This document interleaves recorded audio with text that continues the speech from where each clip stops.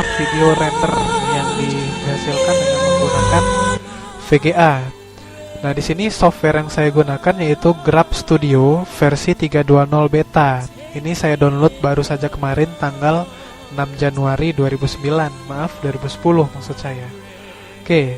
Kemudian yang kedua, saya punya software lagi dinamakan Media Info. Jika Anda melihat di sini software yang saya punya yaitu Media Info. Anda bisa melihat di sini keterangan rinci dari film yang saya analisis.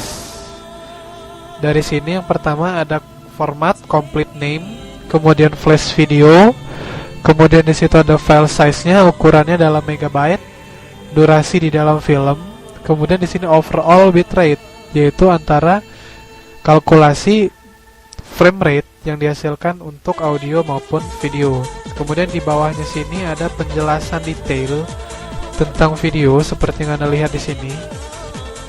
Kodek menggunakan H263, kemudian rinciannya Anda dapat melihat sendiri pada bagian ini. Kemudian di sini audio, Anda dapat melihat rinciannya secara jelas di sini ya. Yang pertama menggunakan MPEG audio layer 3. Itu artinya menggunakan kodek audio MP3 tentunya. Kemudian di sini untuk kualitas suara, saya mengkompresnya dengan menggunakan 80 kbps dengan 2 channel dan 44,1 kHz. Nah, stream size ini digunakan untuk internet. Nah, yang seperti ini ada tulisan stream size ini digunakan untuk internet.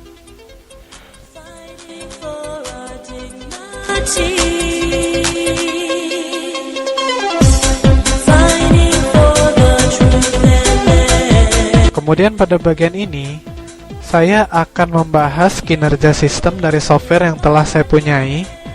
Software yang saya punyai yaitu yang saya namakan dengan Applian FLV Player 2.0. Nah, Applian FLV Player 2.0 ini sama seperti kemarin. Jika Anda memperhatikan, saya menganalisis program YouTube Player ya, YouTube Player 2008. Nah, di sini sama.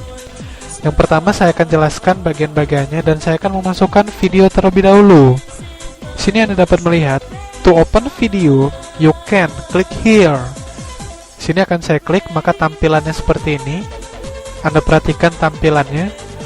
Kemudian di sini klik the tombol below, maksudnya klik tombol ini ya, maksudnya ya. Klik tombol open kalau kemarin itu tanda bintang. Kalau ini tanda, kalau di DVD itu eject maksudnya.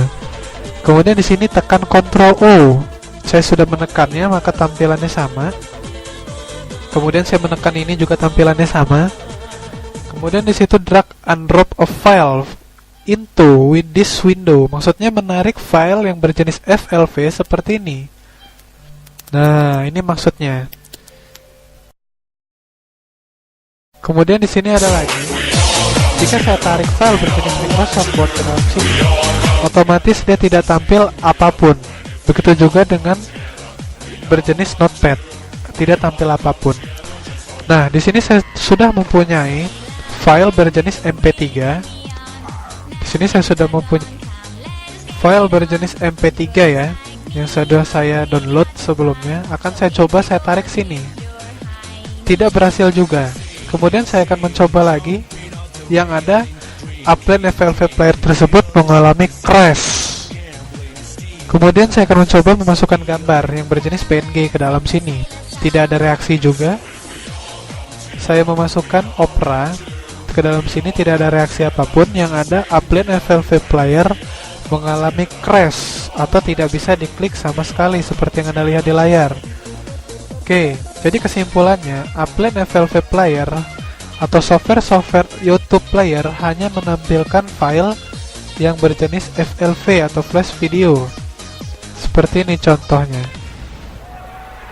Kemudian di sini sambil melihat video yang sedang berjalan, di sini saya akan memperagakan apa-apa saja tombol yang terdapat di dalam Applian FLV Player. Jadi yang pertama di sini ada tombol yang digunakan untuk kembali ke awal. Nah, kalau kekurangan Applian FLV Player dibandingkan YouTube Player, dia tidak bisa memainkan film lebih dari satu. Jika lebih dari satu, maka film itu akan bermain secara satu-satu ya tentunya. Kemudian di sini ada tombol pause. Tombol pause ini berfungsi untuk memberhentikan sementara, sama seperti tombol kemarin. Namun pada bagian FLV player ini tidak dapat script yang dapat kita ubah. Namun sebenarnya kondisi script yang ditampilkan itu sama proses penggunaannya. Oke, lari masih ke bagian navigator. Sini akan saya jalankan. Kemudian di sini ada di bawahnya ada bagian Playing Pro FLV. Artinya YouTube player sedang memainkan film yang bernama Pro.FLV. Kemudian pada bagian kiri bawah, maaf kanan bawah, di sini terdapat maksudnya 5x, 1x, atau 2x. Ini maksudnya Anda dapat mengecilkan ukurannya 5 kali. Maaf, setengah kali lebih besar. Jika setengah kali lebih besar, itu artinya ukurannya lebih kecil ya. Nah, maksudnya di sini, analisis kami mengatakan, jika saya mengklik setengah kali ini, berarti ia mengecilkan ukuran fit window. Dari sini, Anda perhatikan sudut-sudutnya seperti rumus dalam matematika itu mengecil berbanding lurus dengan diagonal dari film tersebut. Kemudian jika saya klik satu kali, otomatis di sini ukurannya memenuhi dari border atau bingkai yang terdapat pada pinggir-pinggirnya. Seperti ini. Kemudian jika saya klik 2 kali, otomatis ukuran video yang tadinya kecil di sini, jika Anda perhatikan, itu 2 kali lebih besar dan berbanding lurus dengan ukuran sebenarnya. Berbanding lurus ya, seperti ini. Anda perhatikan di sini terdapat garis-garis tipis. Seperti ini contohnya. Nah, namun ketika saya klik full screen seperti ini, otomatis video yang dihasilkan menghilangkan bingkai-bingkai pada layar, dan kemudian di sini terdapat kontrol yang di bawah sini.